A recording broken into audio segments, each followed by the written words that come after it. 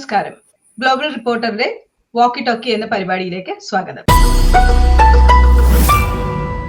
എങ്ങനെ അധികാരത്തിൽ എത്തുന്നു എന്നതിലല്ല, എങ്ങനെ അധികാരം വിനിയോഗിക്കുന്നു എന്നതിലാണ് കാര്യം. ഇവിടെ കാലിഫോർണിയ എന്ന സ്റ്റേറ്റില് ലോസ് ആഞ്ചൽസ് എന്ന സിറ്റിയില് ഉണ്ടായിരിക്കുന്ന സംഭവങ്ങളോടനുബന്ധിച്ച് ഒരുപാട് കാര്യങ്ങൾ നടന്നുകൊണ്ടിരിക്കുന്നു. അത് എന്തൊക്കെ കാര്യങ്ങളാണ് നടക്കുന്നതെന്ന് ഇവിടെ നടക്കുന്നതിനേക്കാള് ലോകത്തിലുള്ള പല ആൾക്കാരും പല വിധത്തിൽ അത് വ്യാഖ്യാനിക്കപ്പെടുന്നുണ്ട്. എന്താണ് സംഭവിക്കുന്നത്, എന്താണ് യാഥാർത്ഥ്യമെന്ന് നമുക്ക് ചർച്ച ചെയ്യാം. ആദ്യം തന്നെ നമുക്ക് ഷാജനിൽ നിന്ന് തുടങ്ങാം. എന്താണ് ഇവിടെ കൃത്യമായിട്ടും ഇവിടെ എന്താണ് സംഭവിക്കുന്നത്, എവിടെയാണ് തുടങ്ങിയത്, എന്താണ് സംഭവം, ഒന്ന് വിശദീകരിക്കാമോ? അമേരിക്കയിലെ ഈ സ്ട്രീറ്റുകളിൽ നടക്കുന്ന കലാപങ്ങള് അല്ലെന്നുണ്ടെങ്കിൽ പ്രൊട്ടസ്റ്റ് എന്ന പേരിൽ നടക്കുന്ന റയറ്റിങ്, ലൂട്ടിങ് എന്ന് പറഞ്ഞു കഴിഞ്ഞാല് സ്ഥാപനങ്ങൾ കൊള്ളയടിക്കുക, ഇത് ഇപ്പം ഇന്നലെയോ അല്ലെങ്കിൽ കഴിഞ്ഞ ആഴ്ചയോ തുടങ്ങിയതല്ല. ഇതിന് തീർച്ചയായിട്ടും ഒരു ചരിത്രപരമായ ബാക്കിംഗ് ഉണ്ട്. പക്ഷേ നമ്മളൊരു റീസെന്റ് ഡേ ഹിസ്റ്ററി നോക്കുകയാണെങ്കിൽ നമ്മൾ കണ്ട ഒരു ഏറ്റവും വലിയ ഒരു കലാപം നടന്നത് 2020 മെയ്യിലാണ്. 2020 മെയ്യില് നമ്മൾ കണ്ട ഒരു കാര്യം എന്ന് പറയുന്നത്, ഇവിടെ നടന്ന ഒന്ന് രണ്ട് കൊലപാതകം എന്ന് പറയാൻ പറ്റില്ല, പോലീസുമായിട്ടുള്ള ഏറ്റുമുട്ടലിന്റെ ഇടയിൽ അല്ലെങ്കിൽ പോലീസ് അധികാരികളെ മായിട്ടുണ്ടായ പ്രശ്നത്തിന്റെ പേരിൽ ആദ്യം ഒരു മരണം ഉണ്ടാകുന്നു. ജോർജ് ഫ്ലോയിഡിന്റെ മരണം. 2020 എന്ന് പറയുന്നത് നമ്മൾ ഓർക്കണം, കോവിഡിന്റെ സമയമാണ്. മാത്രമല്ല ഇലക്ഷൻ 2020 ഇലക്ഷൻ ഇയർ ആണ്. അപ്പൊ അങ്ങനെയൊക്കെയുള്ള ഒരു സമയത്ത് ജോർജ് ഫ്ലോയിഡിന്റെ മരണം നടക്കുന്നു. അതിനുശേഷം അറ്റ്ലാന്റയില് ഒരു വെൻഡീസ് എന്ന് പറഞ്ഞ റെസ്റ്റോറന്റിൽ വെച്ച് അതുപോലെ തന്നെ ഒരു സിമിലർ സിറ്റുവേഷനിൽ ഒരു മരണം നടക്കുന്നു. അപ്പൊ ഇതിനെ തുടർന്ന് രാജ്യത്തുടനീളം ഉള്ള സിറ്റികളിൽ പ്രക്ഷോഭങ്ങൾ അതിനെ ഒരു പീസ്ഫുൾ പ്രൊട്ടസ്റ്റ് എന്നൊക്കെ വിളിക്കുമെങ്കിലും അത് പ്രക്ഷോഭങ്ങളായിട്ട് മാറുന്നു. പോലീസിനെതിരെ തിരിഞ്ഞ ഒരു കാലഘട്ടമായിരുന്നു അത്. 2020 തുടങ്ങിയ പ്രക്ഷോഭം എന്ന് പറയുന്നത് പോലീസിന് എഗൻസ്റ്റ് ആയിട്ടുള്ള ഒരു പ്രക്ഷോഭമായിരുന്നു, അട്രോസിറ്റീസ് എഗൻസ്റ്റ് പോലീസ്. അപ്പൊ അന്ന് നിയമത്തെ അനുസരിക്കുന്നവർ അല്ലെങ്കിൽ നിയമവാഴ്ചയോട് താല്പര്യമുള്ള ആളുകൾ പോലീസിന് പിന്തുണയുമായിട്ട് വന്നു. ജനം തെരുവിലിറങ്ങി. അതിനെ തുടർന്ന് കുറെ പ്രശ്നങ്ങളുണ്ടായി എല്ലാ സിറ്റികളിലും. മേജർ സിറ്റീസ്, അതായത് നമ്മൾ മേജർ സിറ്റീസ് ഉദ്ദേശിക്കുമ്പോൾ New York, Los Angeles, San Francisco, Atlanta, അങ്ങനെയുള്ള മെട്രോ സിറ്റീസിലാണ് മെയിനായിട്ട് ഈ പ്രശ്നങ്ങൾ ഉണ്ടായത്. അപ്പൊ അതിന്റെ തുടർച്ചയെന്നോണം 4 വർഷം അതിനുശേഷം ബൈഡൻ അധികാരത്തിൽ വരുന്നു. അതിന്റെ തുടർച്ച നമ്മൾ കണ്ടത് ഒരു മുന്നറിയിപ്പുമില്ലാതെ പല സ്ഥാപനങ്ങളും, റീറ്റെയിൽ സ്ഥാപനങ്ങൾ ഉൾപ്പെടെയുള്ളത് പലതും കൊള്ളയടിക്കപ്പെടുന്നു. അവിടുന്ന് സാധനങ്ങൾ മോഷ്ടിച്ചുകൊണ്ട് പോകുന്നു. പോലീസ് വെറും നോക്കുകുത്തിയായിട്ട് നിൽക്കുന്നു. സംസ്ഥാന ഭരണകൂടങ്ങളോ അല്ലെന്നുണ്ടെങ്കിൽ ഫെഡറൽ ഗവൺമെന്റോ അതിനകത്തൊന്നും ചെയ്യാതെ വരുന്നു. ഇതിൽ ആളുകൾ ഭയങ്കരമായിട്ട് അപ്സെറ്റായി. വൺ ഓഫ് ദ റീസൺസ്, ഒരു കാര്യം ട്രംപിന്റെ ഇലക്ഷനിൽ ട്രംപ് ക്യാമ്പയിൻ പറഞ്ഞ മേജർ കാര്യങ്ങളിലൊന്ന് അമേരിക്കയിൽ ലോ ആൻഡ് ഓർഡർ തിരിച്ചു കൊണ്ടുവരും. കാരണം അത് നഷ്ടപ്പെട്ടു. അപ്പോൾ അങ്ങനെ ലോ ആൻഡ് ഓർഡർ തിരിച്ചു കൊണ്ടുവരുമെന്ന് പറഞ്ഞ് വന്ന ട്രംപ് ഭരണകൂടത്തിൽ ഇപ്പോൾ നമ്മൾ കാണുകയാണ് ലോ ആൻഡ് ഓർഡർ വീണ്ടും നഷ്ടപ്പെട്ടു. അതിന് നമുക്ക് പ്രസിഡന്റ് ട്രംപിനെയോ അല്ലെങ്കിൽ ആ അഡ്മിനിസ്ട്രേഷനെയോ ബ്ലെയിം ചെയ്യാൻ പറ്റുമോ? അതിൽ നിങ്ങളുടെ അഭിപ്രായങ്ങൾ നിങ്ങൾക്ക് പറയാം. ഞാൻ പറയുകയാണ്, ബ്ലെയിം ചെയ്യാൻ പറ്റുമോ എന്ന് ഞാൻ ചോദിക്കുമ്പോൾ എന്റെ ഉത്തരം പറ്റില്ല.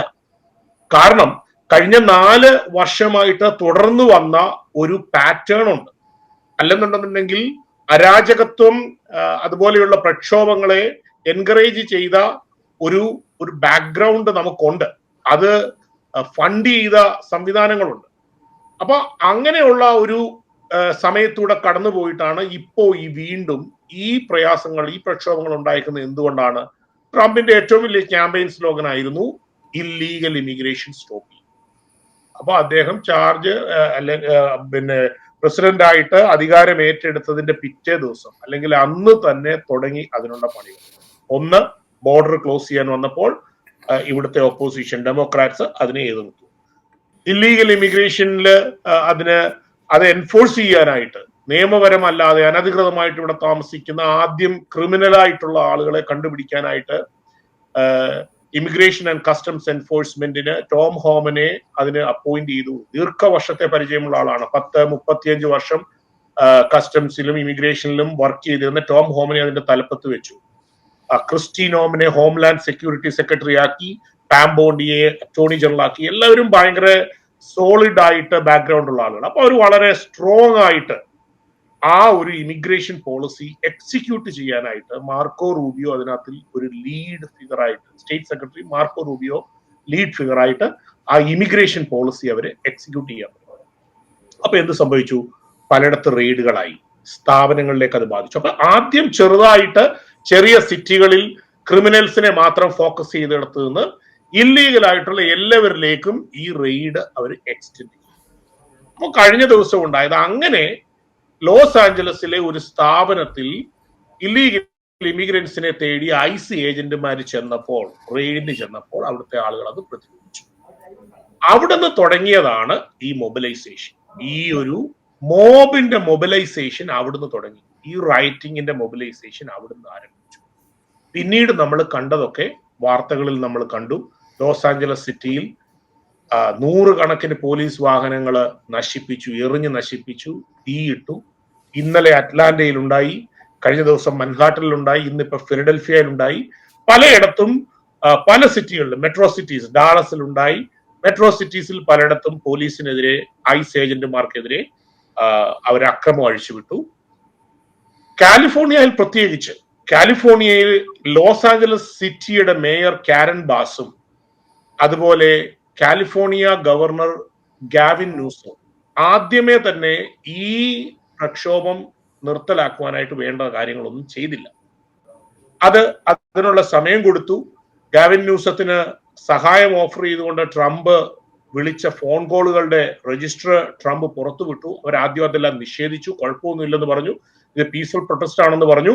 പക്ഷേ പീസ്ഫുൾ പ്രൊട്ടസ്റ്റ് എന്ന പേര് പറഞ്ഞെങ്കിലും ഇതൊരു അക്രമമായിട്ട്, പോലീസിനെതിരെയും സാധാരണ ജനത്തിനെതിരെയുള്ള അക്രമമായിട്ട് ഇത് മാറി. അത് മറ്റ് സിറ്റികളിലേക്ക് വ്യാപിച്ചു. ട്രംപ് നാഷണൽ ഗാർഡിനെ എക്സിക്യൂട്ട് ചെയ്തു, നാഷണൽ ഗാർഡിനെ വിളിച്ചു.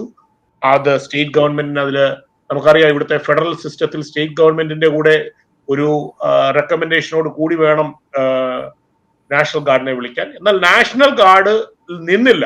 ഒരു പരിധി കൂടി, ഒരു പടി കൂടി കടന്ന്, അല്ലെങ്കിൽ അതിര് കവിഞ്ഞ് ട്രംപ് മറീൻസിനെ തന്നെ ലോസ് ആഞ്ചലസിലേക്ക് നിയോഗിക്കാൻ ഡിഫൻസ് സെക്രട്ടറി പീറ്റ് ഹെഗ്സത്തിന് നിർദ്ദേശം കൊടുത്തു. അതുവഴി അവർ ഏതാണ്ട് 700-ലധികം മറീൻസിനെ ലോസ് ആഞ്ചലസിൽ ഡിപ്ലോയ് ചെയ്തു. ഇതാണ് ഇതിന്റെ ഒരു ബാക്ക്ഗ്രൗണ്ട് എന്ന് പറയുന്നത്. അപ്പോ ഈ ഒരു സാഹചര്യം ഓവർകം ചെയ്യാനായിട്ട്, ഈ ഒരു സിറ്റുവേഷൻസിന്റെ കൺട്രോൾ ഏറ്റെടുക്കാൻ ട്രംപിനെ സംബന്ധിച്ചിടത്തോളം, ട്രംപ് അഡ്മിനിസ്ട്രേഷനെ സംബന്ധിച്ചിടത്തോളം സ്റ്റേറ്റ് പോലീസിൽ അവർക്ക് വിശ്വാസമില്ല. കാലിഫോർണിയയിൽ വീണ്ടും ഒരു അക്രമം ഉണ്ടായി, അത് മറ്റ് സിറ്റികളിലേക്ക് വ്യാപിക്കപ്പെടാതിരിക്കാനായിട്ട് സ്റ്റേറ്റ് പോലീസിൽ അവർക്ക് വിശ്വാസമില്ല. കാരണം സ്റ്റേറ്റ് അഡ്മിനിസ്ട്രേഷന്റെ കീഴിലാണ് സ്റ്റേറ്റ് പോലീസ് വരുന്നത് കൊണ്ട് നാഷണൽ ഗാർഡ് ഇൻവോക്ക് ചെയ്തു. അതുപോലെ തന്നെ അദ്ദേഹം മറീൻസിനെയും അവിടേക്ക് അയച്ചു. ഇതാണ് ഇതിന്റെ ഒരു ബ്രീഫ് സമ്മറി എന്ന് പറയുന്നത്. ഇതില് ഇപ്പോ ഷാജൻ ഇപ്പോ ഇതിനെ കുറിച്ചുള്ള ഒരു കൃത്യമായിട്ടൊരു കാര്യം പറഞ്ഞു, എന്താണ് അവിടെ സംഭവിച്ചെന്നുള്ളത്. എനിക്കുള്ള ഒരു ചോദ്യം എന്ന് പറഞ്ഞു കഴിഞ്ഞാല്, കാലിഫോർണിയ ഗവർണർ ഗാൽവിൻ ന്യൂസ്മാൻ എന്ന് പറയുന്നത് ഇനി വരാൻ പോകുന്ന ഇലക്ഷന് ഡെമോക്രാറ്റിക്കിന്റെ ഒരു പ്രോമിനന്റ് ആയിട്ടുള്ള ഒരു കാൻഡിഡേറ്റ് ആണെന്ന് പറഞ്ഞു കേൾക്കുന്നുണ്ട്. അതൊരു കാരണം. രണ്ടാമത്തെ കാരണം എന്ന് പറയുന്നത്, ഇപ്പൊ നമ്മൾ റീസെന്റ് ആയിട്ട് കേട്ടുകൊണ്ടിരുന്ന എല്ലാ പേരും ചർച്ച ചെയ്ത, അതായത് ലോകം മൊത്തം ഉറ്റുനോക്കിയതും ചർച്ച ചെയ്തതുമായിട്ടുള്ള ഒരു കാര്യമായിരുന്നു ട്രംപിന്റെയും എലൻ മസ്കിന്റെയും രണ്ടുപേരും തമ്മിലുള്ള വാക്പോര് മാത്രമായിരുന്നില്ല, അത് വളരെ നാണക്കേടുണ്ടാക്കിയ രണ്ടുപേരുടെയും തമ്മിലുള്ള ആ സംസാരം ലോകത്തിലുള്ള മൊത്തമുള്ള ആൾക്കാരും എല്ലാ പേരും തന്നെ, അത് ഡിപ്ലോമാറ്റുകളായാലും എല്ലാ പേരും ശ്രദ്ധയോടുകൂടെ നോക്കിക്കൊണ്ടിരുന്ന കാര്യമായിരുന്നു. അപ്പൊ എന്റെ ഒരു ചോദ്യം നിങ്ങളോട് 3 പേരോടും കൂടെയാണ്. ജിൻസിന് വേണമെങ്കിൽ ആൻസർ ചെയ്യാം.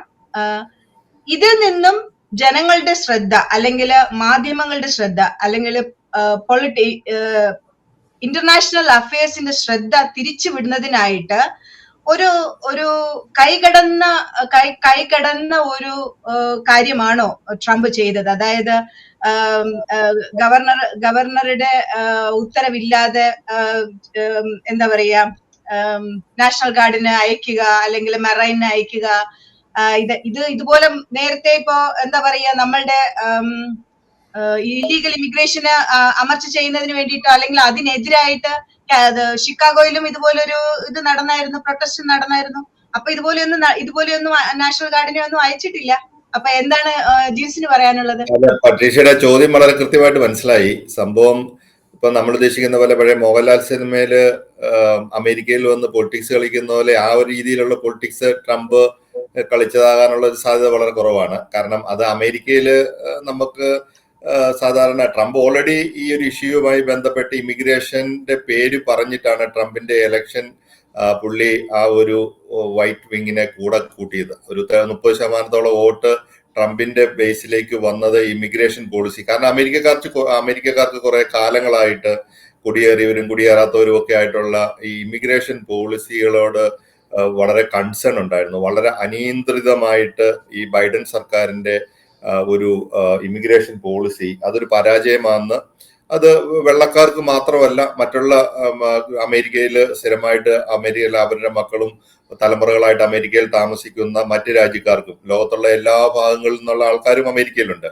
അപ്പൊ അവർക്ക് എല്ലാവർക്കും ഇല്ലീഗലായിട്ടും ലീഗലായിട്ട് വന്നവരെല്ലാം ഉണ്ട്. പക്ഷെ വളരെ അനിയന്ത്രിതമായിട്ട് ഈ അടുത്ത കാലങ്ങളിൽ ബോർഡറൊക്കെ വളരെ ഓപ്പൺ ആക്കി ആൾക്കാർ ഓരോ ദിവസവും 10,000-5,000 പേര് കടന്നു വരുന്നു. അതിന്റെ അകത്ത് ഇല്ലീഗൽ ഇമിഗ്രൻസ്, ക്രിമിനൽസ്, അപ്പം സൗത്ത് അമേരിക്കയിൽ നിന്നുള്ള ക്രിമിനൽസ് ഒക്കെ വളരെ വ്യാപകമായി കടന്നു വന്ന ആ ഒരു സിറ്റിസന്റെ വികാരത്തിനെതിരെ ഈ ബൈഡൻ സർക്കാർ നിന്നപ്പോൾ ട്രംപിന്റെ ഒരു ഇലക്ഷൻ വാഗ്ദാനമായിരുന്നു അത് എൻഫോഴ്സ് ചെയ്യുക എന്നുള്ള ഒരു നടപടിയാണ് ട്രംപ് കടന്നത്.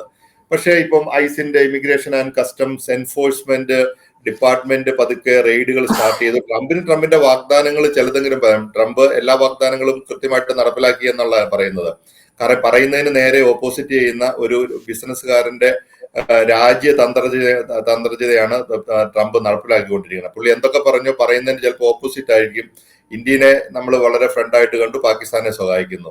അതായത് അമേരിക്കയിലെ ഒരു പ്രസിഡന്റ് ഭരണമേൽക്കുമ്പോൾ ചെയ്യുന്ന പല കാര്യങ്ങളും അതിന് നേരെ ഓപ്പോസിറ്റ് കാര്യങ്ങളാണ് പുള്ളി ചെയ്തത്. പുള്ളി ആദ്യം സൗദിയിലും UAE-യിലും ഖത്തറിലേക്കുമാണ് പുള്ളിയുടെ ആദ്യ സന്ദർശനം നടത്തിയത്. പുള്ളി കേറ്റർ ചെയ്യുന്ന, പുള്ളി അഡ്രസ് ചെയ്യുന്ന ഒരു ഗ്രൂപ്പ്, പുള്ളിയുടെ ഓഡിയൻസ് എന്ന് പറയുന്ന ഗ്രൂപ്പിനെ പോലും അഭിപ്രായം ശ്രദ്ധിക്കാതെ അങ്ങനെ ഒരു ഫിഗറായിട്ട് ട്രംപ് വളർന്നു വരികയാണ്. ട്രംപിന്റെ വളരെ താല്പര്യമുള്ള, വളരെ അഡ്രസ് ചെയ്യേണ്ട ഒരു മേഖലയാണ് ഇമിഗ്രേഷൻ എന്ന് പറയുന്നത്. ഇപ്പൊ നമ്മൾ ലോസ് ആഞ്ചൽസിലെ ഒരു കലാപം എന്ന് പറഞ്ഞാൽ 1992 റോഡ്നി കിങ് എന്ന് പറഞ്ഞ ഒരു ആഫ്രിക്കൻ അമേരിക്കനെ കലാപവും മരണവുമായിട്ട് ബന്ധപ്പെട്ട് നടന്ന ഒരു കലാപമാണ് ഈ ലോസ് ആഞ്ചൽസിലെ ഒരു കലാപം. ലോസ് ആഞ്ചൽസ് പൊതുവെ എനിക്ക് തോന്നുന്നു 3/1 മറ്റുള്ള ഇമിഗ്രന്റ് കമ്മ്യൂണിറ്റി ഉള്ള ഒരു സ്ഥലമാണ്. എനിക്ക് തോന്നുന്നു 4 മില്യണോളം ആൾക്കാർ ആ ടൗണിൽ തന്നെ ഉണ്ടെന്ന് തോന്നുന്നു. അപ്പൊ അവിടെ ആ ഒരു സ്ഥലത്ത് ഇങ്ങനെയുള്ള കലാപങ്ങൾ പൊട്ടിപ്പടരാനുള്ള സാധ്യത വളരെ അധികം. ഒത്തിരി ഇല്ലീഗൽസ് ഈ പറഞ്ഞ ടൗണിലുമുണ്ട്. പക്ഷെ ഇതിന്റെ അകത്തൊക്കെ ഒരു വേറെ, ഇപ്പൊ ട്രംപിന്റെ ഭാഷയിൽ പറഞ്ഞു കഴിഞ്ഞാൽ ട്രംപിന്റെ ഒരു ഇലക്ഷൻ ഗെയിമിൽ എന്ന് പറയുന്നത് പോലെ ലെഫ്റ്റ് ജിഹാദി ഗ്രൂപ്പുകൾ ഇങ്ങനെയുള്ള കലാപങ്ങളിൽ പടന്നു കയറുകയും അവര് ആ കലാപത്തെ ആളിക്കത്തിക്കാൻ ശ്രമിക്കുകയും ചെയ്യുന്ന ഒരു വലിയ ഭാഗം വന്നിട്ടുണ്ട്. അതാണ് അനിയന്ത്രിതമായിട്ട് ഈ കലാപങ്ങൾ പോണെ. അമേരിക്കയെ സംബന്ധിച്ചിടത്തോളം അമേരിക്ക നിയമവാഴ്ച നിലവിലുള്ള ഒരു രാജ്യമാണ്. നിയമം എന്ന് പറയുമ്പോൾ വ്യക്തി സ്വാതന്ത്ര്യത്തിന് പ്രാധാന്യം കൊടുത്തുകൊണ്ടുള്ള നിയമവാഴ്ച. അതായത് വ്യക്തികളുടെ സ്വാതന്ത്ര്യം അത് വളരെ നല്ല രീതിയിൽ, നമ്മൾ പറയുന്ന പോലെ നമ്മളെ ടാർഗറ്റ് ചെയ്തോ റെഡ് ഹെയർ ചെയ്തോ ഒന്നും പോകാത്ത രീതിയിലുള്ള സ്വാതന്ത്ര്യത്തെ നമുക്ക് കൊടുക്കുന്നു. അതിനെ മാനിച്ചുകൊണ്ടുള്ള നിയമവ്യവസ്ഥ നിലവിലിരിക്കുന്നതാണ്. പക്ഷെ ട്രംപിന്റെ പല പ്രവർത്തനങ്ങളിലും പ്രസിഡന്റ് ഇപ്പോൾ അത്രമാത്രം ആ ഒരു വ്യക്തി സ്വാതന്ത്ര്യത്തെയോ അല്ലെങ്കിൽ ഇതല്ല, കൃത്യമായിട്ട് ഈ സമരത്തെ അടിച്ചമർത്തുക എന്നുള്ള നടപടിയിലേക്കാണ് ഇപ്പൊ കാണുന്നത്. അല്ലെങ്കിൽ കാരണം അമേരിക്കയിൽ വളരെ അപൂർവമായിട്ട് നാഷണൽ ഗാർഡിനെ ഡിപ്ലോയ് ചെയ്യുക, മറീൻസ് എന്നൊക്കെ പറഞ്ഞ മറീൻസ് ഒക്കെ വളരെ സ്പെഷ്യൽ ടാസ്ക് ഫോഴ്സ് ആണ്. രാജ്യത്തിനെതിരെ യുദ്ധം നടത്തുന്ന, അമേരിക്ക എവിടെയെങ്കിലും സ്പെഷ്യൽ ഫോഴ്സ് ആയിട്ട് പോയി കാര്യങ്ങൾ നടപ്പിലാക്കി എടുക്കുന്ന ഒരു ഒരു മിലിറ്ററി വിങ് ആണ് മെറീൻസ് എന്ന് വെച്ചാൽ വളരെ ട്രെയിൻഡ് ആയിട്ടുള്ളതാണ്. അവരൊക്കെ ഇറക്കുക എന്ന് പറയുന്നത് തന്നെ അതിന്റെ ആ ഒരു ഈ കലാപത്തിന്റെ ഒരു ഡയമെൻഷൻ മാറിപ്പോയി. പക്ഷെ കലാപം അങ്ങനെ പറയുന്ന രീതിയിൽ വ്യാപകമായിട്ടൊന്നും അമേരിക്കയിൽ അത് വ്യാപിച്ചിട്ടൊന്നുമില്ല. ഇപ്പോൾ ഷാജൻ പറഞ്ഞതുപോലെ ഇന്ത്യയുടെ 3 വലിപ്പം വരുന്ന ഈ ഒരു രാജ്യത്ത് അറ്റ്ലാന്റയിലോ പിന്നെ ഇപ്പം ഈ പറഞ്ഞ ചില പോക്കറ്റുകളുണ്ട് ഇങ്ങനെയുള്ള ചിക്കാഗോയില്, ബാൾട്ടിമോറിൽ സ്റ്റാർട്ട് ചെയ്തില്ല, പെൻസിൽവാനിയയില് ഫിലാഡൽഫിയയുടെ ചില ഭാഗങ്ങളിലാണ് ഇത് വന്നേക്കണേ. അവിടെയൊക്കെ നമ്മള് ചരിത്രത്തിൽ കാണാത്ത രീതിയിൽ നമ്മുടെ നാട്ടിലെ പോലീസുകാരെ അടിച്ചൊതുക്കുന്ന പോലെയൊന്നും അമേരിക്കയിൽ അങ്ങനെയുള്ള ഒരു ന്യൂസ് ഒന്നും പോലീസുകാര് ലാത്തി ഉപയോഗിച്ച് ജനങ്ങളെ തല്ലുന്ന ഒരു സീനൊന്നും വളരെ അപൂർവമാണ്. അടിച്ചൊതുക്കുക എന്നുള്ള ഒരു പോളിസിയിലേക്ക് ഈ ഗവൺമെന്റ് കടന്നിട്ടുണ്ട്.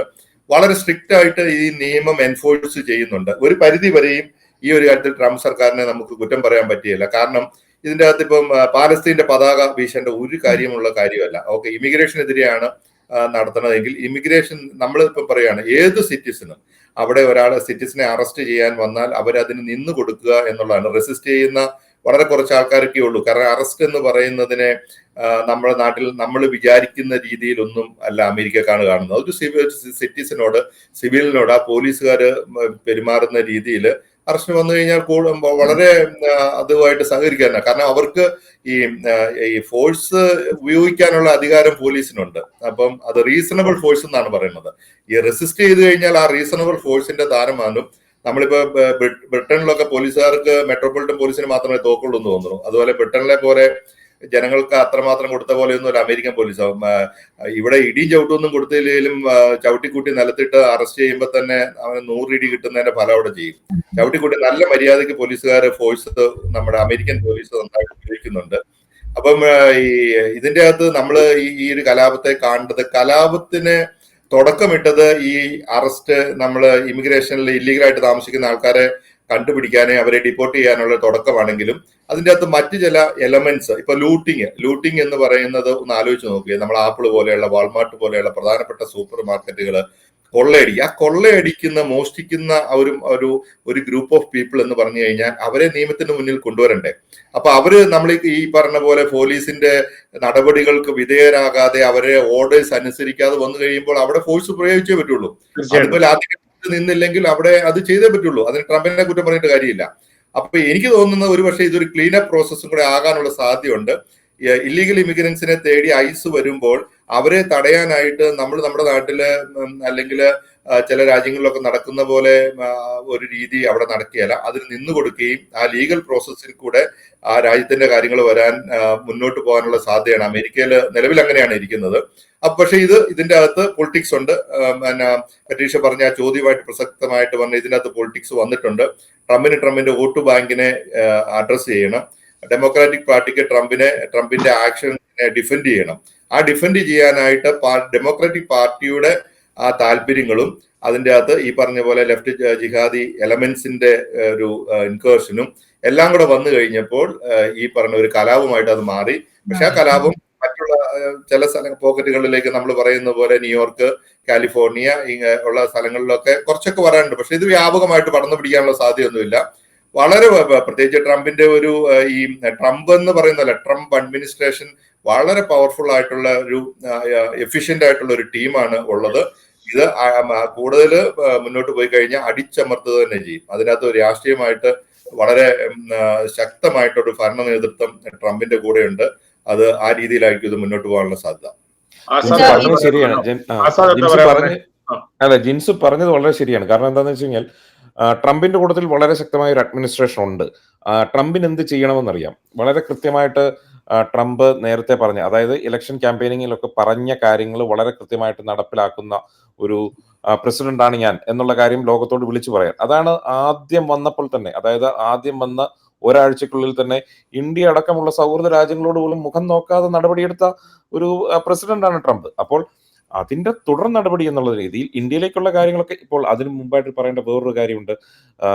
ഏറ്റവും കൃത്യമായി ട്രംപ് അഡ്മിനിസ്ട്രേഷൻ ആളുകളോട്, അതായത് ഇല്ലീഗൽ ആയിട്ടുള്ള ഇമിഗ്രൻസിന് കൊടുത്ത ഒരു ഇതുണ്ട്, ഒരു എന്താ പറയുന്നത്, ഒരു നിങ്ങൾക്ക് ഇവിടെ നിന്ന് ഈ രാജ്യത്ത് നിന്ന് അനധികൃതമായിട്ട് അല്ലാതെയുള്ളവർക്ക് പോകണമെങ്കിൽ അതിനുള്ള എല്ലാ സൗകര്യങ്ങളും ഞങ്ങൾ ഒരുക്കിത്തരാം. അങ്ങനെ ഒരു കാര്യം പറഞ്ഞിരുന്നു. അങ്ങനെ ഒരു കാര്യം കൂടെ പറഞ്ഞതിന് ശേഷവും വീണ്ടും ഈ രാജ്യത്ത്, അതായത് താൻ പ്രസിഡന്റ് ആയിരിക്കുന്ന രാജ്യത്ത് താൻ തന്റെ ജനങ്ങൾക്ക് കൊടുത്തിരിക്കുന്ന വാക്ക് പാലിക്കാൻ വേണ്ടി ഒരു പ്രസിഡന്റ് ഇറങ്ങുമ്പോൾ അതിനെ എങ്ങനെയാണ് നമുക്ക് കുറ്റമായിട്ട് കാണാൻ പറ്റുക? ഓഫ് കോഴ്സ് ഒരു അടിച്ചമർത്തുന്ന രീതിയിലേക്ക് ഒരു കാര്യം വരുന്ന അതെന്തുകൊണ്ടുണ്ടാവുന്നു എന്നുള്ള കാര്യം ഷാജൻ പറഞ്ഞില്ല. അതിനെക്കുറിച്ച് ഒരുപക്ഷെ വരുന്നുണ്ടായിരിക്കാം.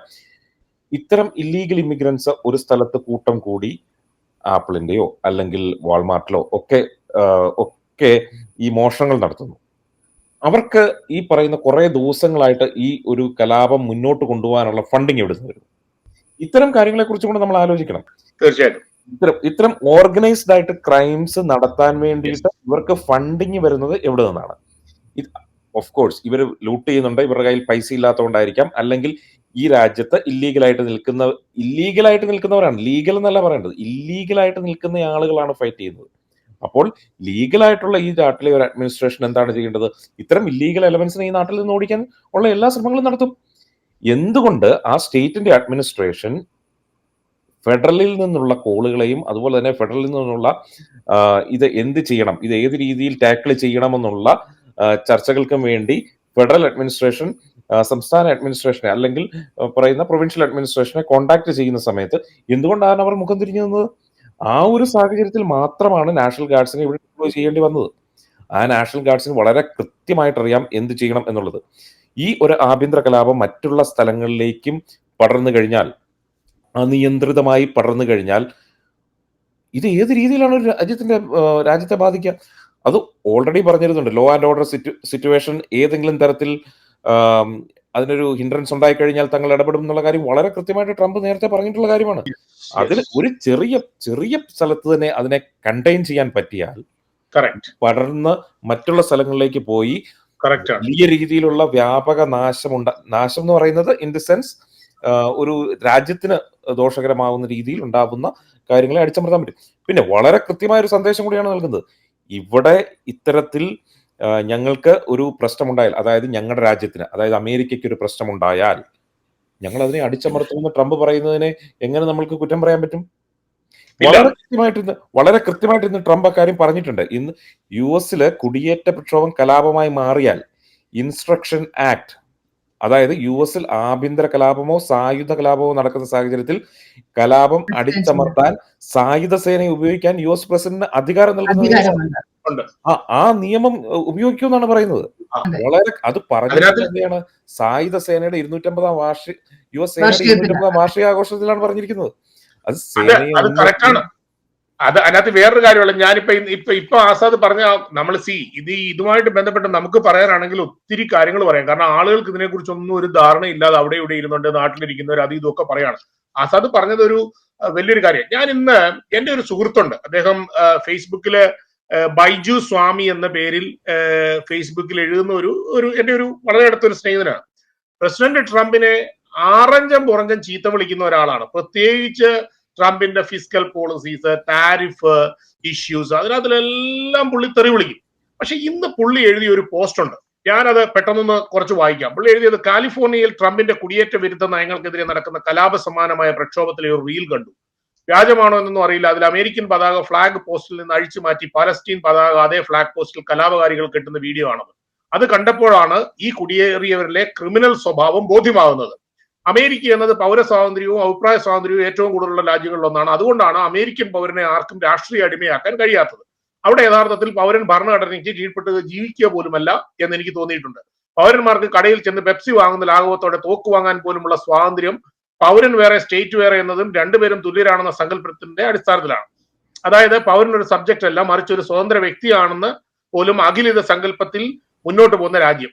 അങ്ങനെ പുള്ളി കുറെ എഴുതിയിട്ടുണ്ട്. എന്നിട്ട് പുള്ളി ഇതായിട്ട് എഴുതിയേക്കാണ്, ആ രാജ്യത്തിന്റെ ലിബറലായ പൗര സ്വാതന്ത്ര്യത്തിന്റെ മറവിൽ, ശ്രദ്ധിച്ചു അത് പ്രത്യേകം ശ്രദ്ധിക്കണം, ആ രാജ്യത്തിന്റെ ലിബറലായ പൗര സ്വാതന്ത്ര്യത്തിന്റെ മറവിൽ കുറെ പെയ്ഡ് സ്പോൺസേർഡ് വോക്കുകളും അവരുടെ മറവിൽ അനധികൃത കുടിയേറ്റം അവകാശമായി കാണുന്ന കുറെ ഹൂളിഗൻസുമാണ് ഭൂമിയിലെ ഏറ്റവും ശക്തമായ രാജ്യത്തിന്റെ ഐക്കോണായ പതാക അഴിച്ചു മാറ്റി അവമാനിക്കുന്നത് എന്നോർക്കണം. ഇന്ത്യയിലാണെങ്കിൽ UAPA കിട്ടാവുന്ന രാജ്യദ്രോഹ കുറ്റമാണ് എന്ന് ഓർക്കണം.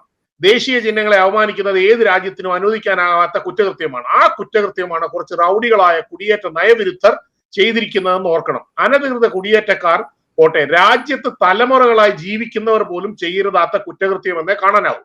പുള്ളി എന്നിട്ട് ഇങ്ങനെയാണ് അവസാനിപ്പിക്കുന്നത്: കുടിയേറ്റക്കാർ അതിഥികളാണെന്നും അവർക്ക് മനുഷ്യാവകാശങ്ങൾ ഉണ്ടെന്നുമുള്ള വാദങ്ങൾ മുഖവിലക്കെടുത്താൽ പോലും ഒരു നേഷൻ സ്റ്റേറ്റിനും കോംപ്രമൈസ് ചെയ്യാനാകാത്ത കുറ്റകൃത്യം അടിച്ചമർത്താനും ഈ തെമ്മാടികളെ എൽ സാൽവഡോറിലേക്കോ ക്വാണ്ടനാമയിലേക്കോ തടവിലിടാനും ട്രംപിനെ മറ്റെല്ലാ മേഖലയിലും തെറി വിളിക്കുന്ന ഞാനും പിന്തുണയ്ക്കും. അല്ലെങ്കിൽ അമേരിക്ക എന്ന നേഷൻ ഇല്ലാതെയാകും.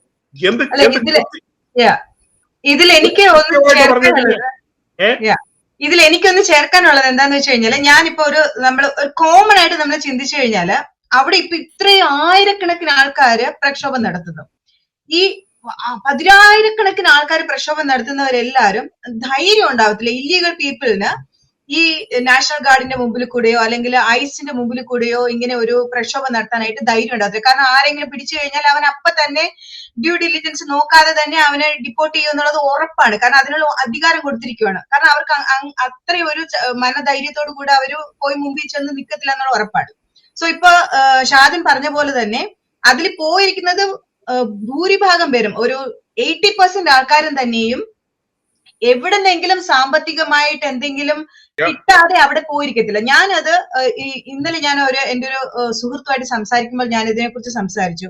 നമ്മൾ ജോലിക്ക് പോകുമ്പോഴത്തേനും നമുക്ക് കൺസിസ്റ്റന്റ് ആയിട്ട് നമ്മൾ 2-3 days നമ്മൾ കോൾ സിക്ക് ചെയ്ത് കഴിഞ്ഞാൽ നമ്മൾ ഡോക്ടർ സർട്ടിഫിക്കറ്റ് കൊടുക്കണം. പിന്നെ നമ്മള് വെക്കേഷൻ എടുക്കുകയാണെന്നുണ്ടെങ്കിൽ പോലും നമ്മൾക്ക് സ്കെഡ്യൂൾഡ് വെക്കേഷൻ അല്ലെങ്കിൽ നമ്മൾക്ക് അൺഓതറൈസ്ഡ് വെക്കേഷൻ ആകും. അത് അല്ലെങ്കിൽ നമുക്ക് ഓക്കറൻസ് വരും, റൈറ്റ്? ഇവർക്കൊക്കെ ഇവിടെ ഈ പിന്നെ പ്രക്ഷോഭത്തിന് പോകുന്നവർക്കൊക്കെ ജോലിയില്ലേ? ഞാൻ സാധാരണയായിട്ട് ചോദിക്കുന്ന കാര്യമാണ്. ജോലി ഇല്ലെങ്കിൽ ഇവർക്ക് ഒന്നുകിൽ ഇവർക്ക് നമ്മുടെ ഗവൺമെന്റിന്റെ ബെനിഫിറ്റ് എടുക്കുന്നുണ്ടാകും, അല്ലെങ്കിൽ ഇവർക്ക് ബൾക്കായിട്ട് ഇവർക്ക് കാശ് വരുന്നുണ്ട്. ഈ കാശ് കൊണ്ടാണ് ഇവര് ഈ പ്രക്ഷോഭങ്ങൾ നടത്തുന്നത്. ഇത് തന്നെ നമ്മൾക്ക് ഇവിടെയുള്ള നമ്മുടെ ജനങ്ങൾക്ക്, സാധാരണ ജനങ്ങൾക്ക് പോലും മനസ്സിലാകുന്ന ഒരു കാര്യമാണ് ഇത്. അപ്പൊ പിന്നെ എന്തുകൊണ്ട് ട്രംപ് അഡ്മിനിസ്ട്രേഷന് മനസ്സിലാകത്തില്ല? അത് മനസ്സിലാകുന്നുണ്ടാവും. കാരണം എന്താന്ന് വെച്ച് കഴിഞ്ഞാൽ, ഞാൻ മനസ്സിലാക്കുന്ന ഒരു കാര്യം എന്താണെന്ന് വെച്ച് കഴിഞ്ഞാൽ, ഈ പറഞ്ഞിരിക്കുന്ന നിയമ നടപടികളിൽ കൂടെ അല്ലെങ്കിൽ ജോലിയുടെ കൃത്യതകളിൽ കൂടെ ഒന്നും ഇവർക്ക് പോകേണ്ട ആവശ്യമില്ല. ഫണ്ട് വരുന്നുണ്ടല്ലോ.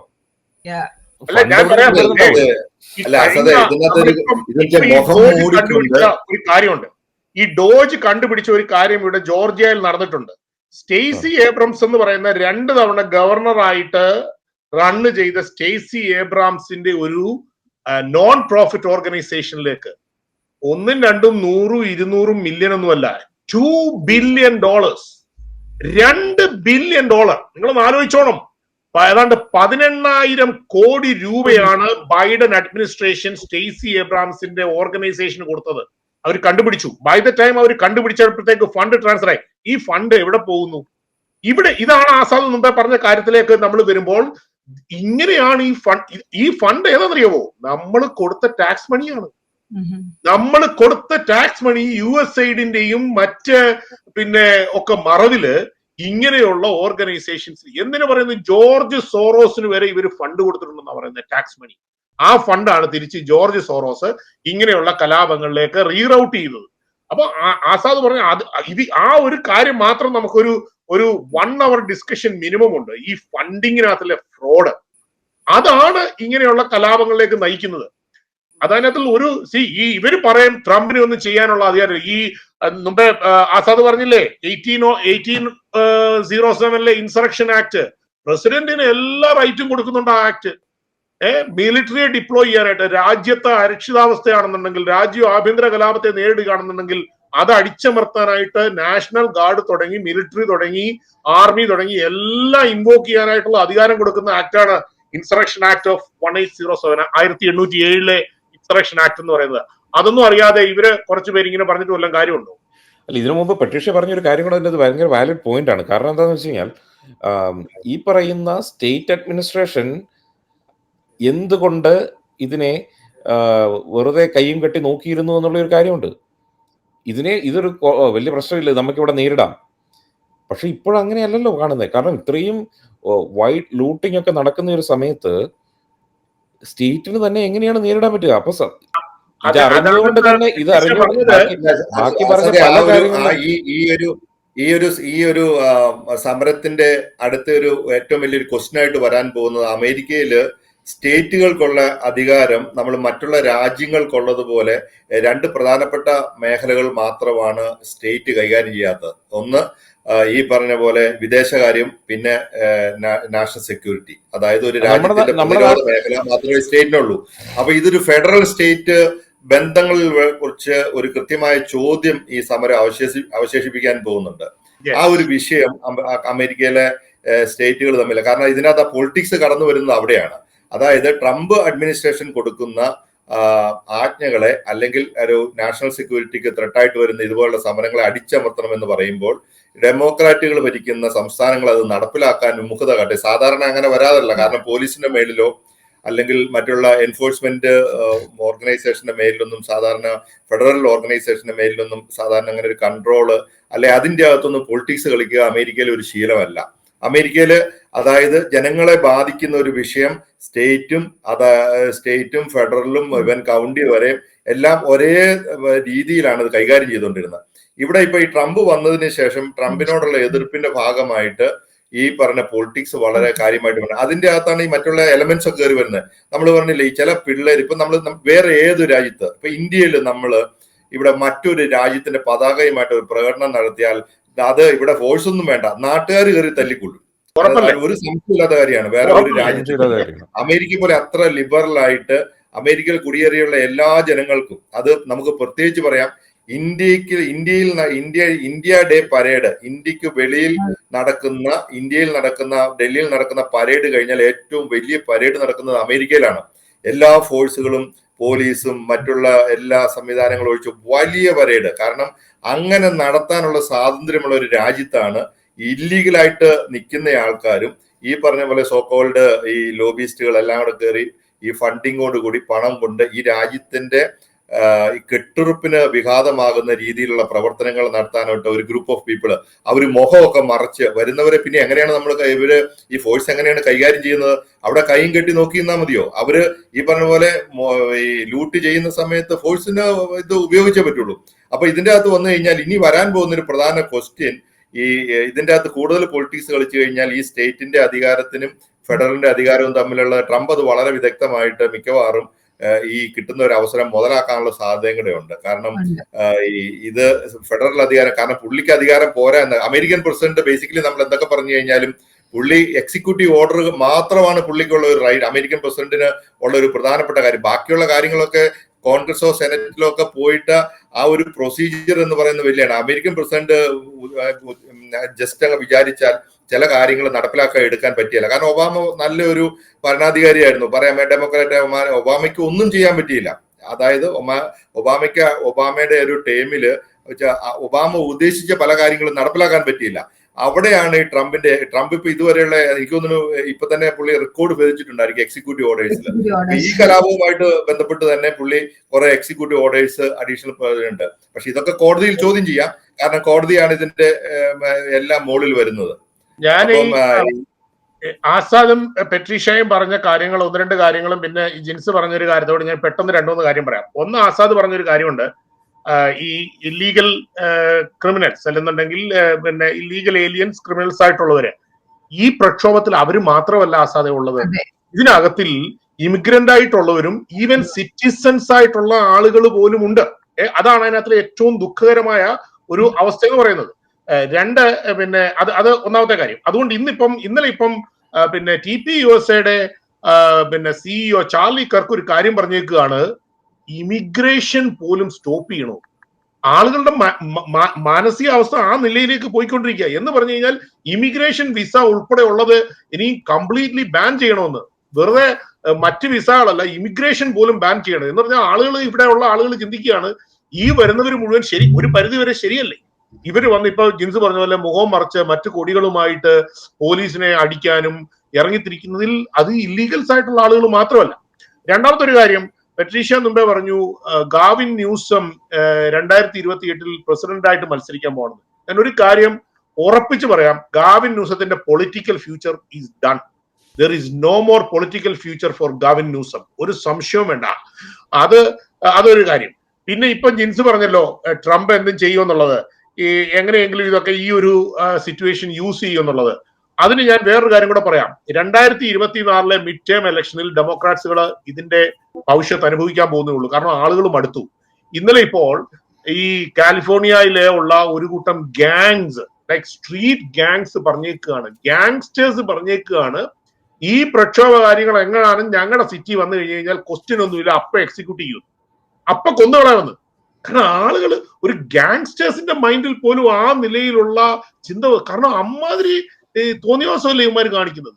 പോലീസ് കാറുകള്, സാധാരണക്കാരന്റെ ജീപ്പ് കത്തിക്കുക, കാറ് കത്തിക്കുക. ഒന്ന് ആലോചിച്ച് നോക്കിയാൽ നമ്മളെങ്ങാണ് എയർപോർട്ടിൽ പോകുന്ന വഴിക്ക് അതിനകത്തിലെങ്ങാണ് ഒന്ന് പെട്ടുപോലത്തെ അവസ്ഥ പോയി, ആളുകൾ ഫെഡപ്പായി. അപ്പൊ ഈ കാര്യത്തിൽ എനിക്ക് തോന്നുന്നത് ഇത് ഡെമോക്രാറ്റിക് ലീഡേഴ്സ്, പ്രത്യേകിച്ച് ഈ മാക്സിൻ വാട്ടേഴ്സ്, അതുപോലെ തന്നെ ഇന്നലെ കമല ഹാരിസ്, നാൻസി പെലോസി, ഇവരെല്ലാം പിന്നെ ഇൻഡയറക്റ്റ് ആയിട്ട് ഇതിനെ സപ്പോർട്ട് ചെയ്യുകയാണ്. ആളുകൾ ഇത് കണ്ടുകൊണ്ടിരിക്കുകയാണ്, ഒരു സംശയവും വേണ്ട. അതുകൊണ്ട് ഈ 2026 മിഡ് ടേമിൽ ഇത് ഡെഫിനറ്റ്ലി ഇത് ഡെമോക്രാറ്റ്സിന് ബാക്ക് ഫയർ ചെയ്യും, ഒരു സംശയം വേണ്ട എന്നുള്ളതാണ് എന്റെ ചിന്ത. എനിക്കൊരു കാര്യം കൂടി ഇതിൽ ചേർക്കാനുണ്ട്. സോറി ആസാദ്, നമ്മളിപ്പോ ട്രംപ് അഡ്മിനിസ്ട്രേഷൻ ഇതില് ഇപ്പോ ഇടപെട്ടില്ലായിരുന്നുവെങ്കിൽ, നാഷണൽ ഗാർഡിനെ ഡിപ്ലോയ് ചെയ്യാതെയോ അല്ലെങ്കിൽ മെറൈനെ വിടാതെയോ ഈ ഒരു പ്രക്ഷോഭത്തില് ഇൻവോൾവ് ആയിരുന്നില്ല എന്ന് വിചാരിക്കാം നമുക്ക്. എന്നിട്ട് ഈ പ്രക്ഷോഭം അങ്ങ് പടർന്നു പിടിച്ചു എന്ന് വിചാരിച്ചിരുന്നുവെങ്കിൽ എല്ലാവരും ലോകം മൊത്തം നമ്മള് ട്രംപ് അഡ്മിനിസ്ട്രേഷനെ കുറ്റം പറയുമായിരുന്നു. ഇപ്പൊ ഇൻവോൾവ് ആയപ്പോഴത്തേനും എല്ലാരും പറയുന്നത് എന്തിനാ ഇൻവോൾവ് ആയെന്ന്. അപ്പൊ നമ്മൾ രണ്ട് സൈഡും നമ്മൾ ചിന്തിക്കേണ്ടിയിരിക്കുന്നു.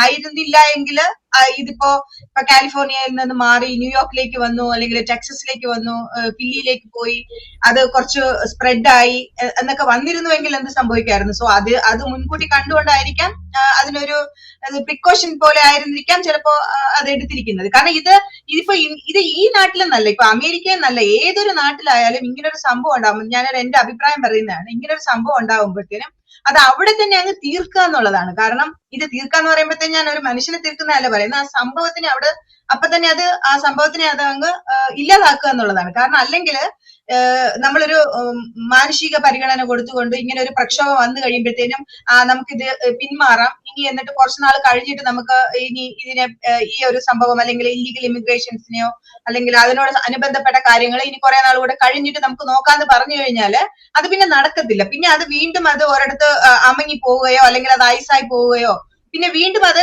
പിന്നെ ചെയ്യാൻ പറ്റത്തില്ല. അതിനേക്കാളും നല്ലത് ഈ സംഭവം ഇങ്ങനെ നടക്കുന്ന സമയത്ത് തന്നെ അതിനെ തീർത്ത് മുന്നോട്ട് പോവാന്നുള്ളത് തന്നെയാണ് ഏറ്റവും നല്ല കാര്യം. അത് ഏത് നാട്ടിലായാലും എന്ത് സംഭവമായാലും അത് അങ്ങനെ തന്നെ ചെയ്യണമെന്നാണ് എന്റെ അഭിപ്രായം.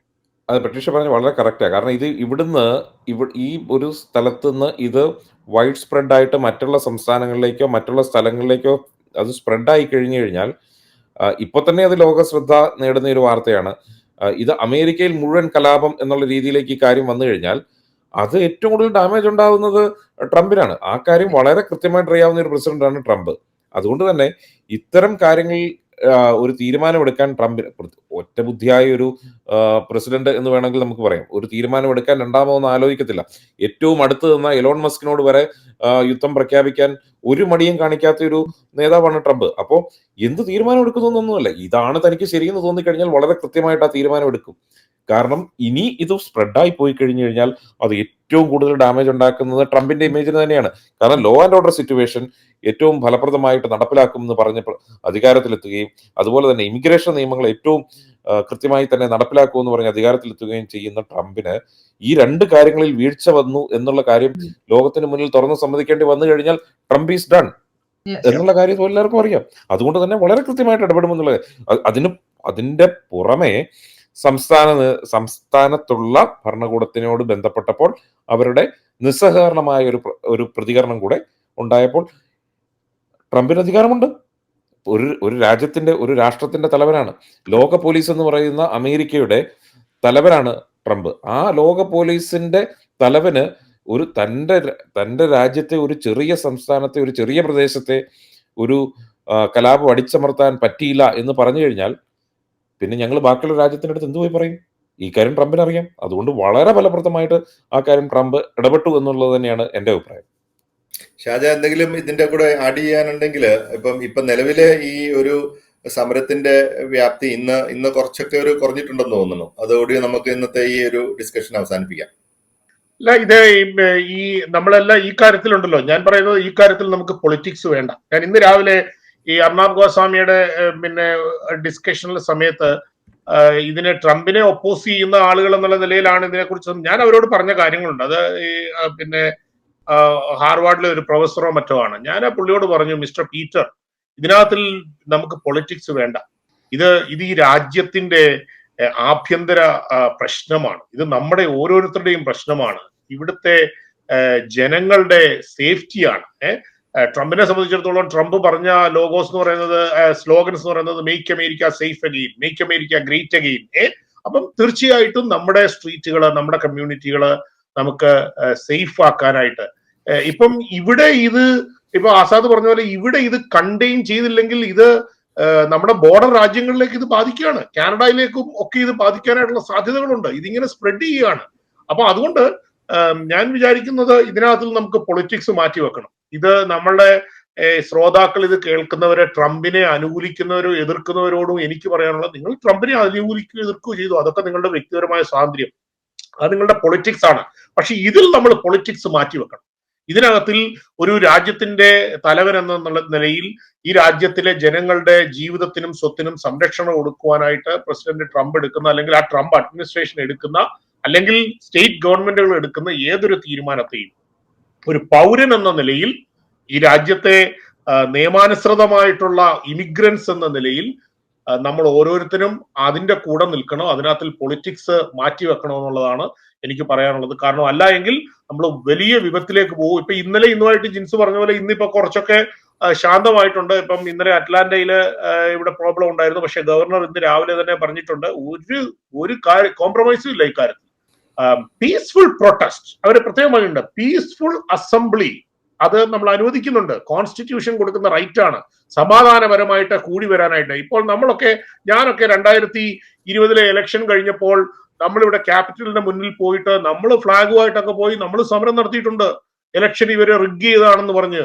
അപ്പൊ അതൊക്കെ നമ്മൾ ചെയ്തിട്ടുണ്ട്. പക്ഷെ അവിടെ നമ്മൾ വാഹനം കത്തിക്കാനോ ടെസ്ല കത്തിക്കാനോ ഷോറൂം കത്തിക്കാനോ ഒന്നും പോയില്ല. നമ്മൾ സമാധാനപരമായിട്ട് ചെയ്തതാണ്.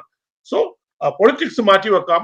അമേരിക്കയിലുള്ള പ്രിയ സുഹൃത്തുക്കളോട്, സഹ അമേരിക്കൻസിനോട് എനിക്ക് പറയാനുള്ളത്, ഇതിൽ നമുക്ക് പൊളിറ്റിക്സ് മാറ്റിവെക്കാം. നമുക്ക് ഒന്നിച്ച് ഈ രാജ്യത്തിന്റെ ആഭ്യന്തര സുരക്ഷ, രാജ്യത്തിന്റെ മുൻപോട്ടുള്ള സുരക്ഷിതമായ നമ്മുടെയൊക്കെ ജീവിതം, അതിന് മുൻഗണന കൊടുത്തുകൊണ്ട് ഇക്കാര്യത്തിൽ ഒന്നിച്ച് നിൽക്കണം എന്നാണ് എനിക്ക് പറയാനുള്ളത്. മറ്റൊരു വിഷയമായി വീണ്ടും കാണാം. നന്ദി, നമസ്കാരം.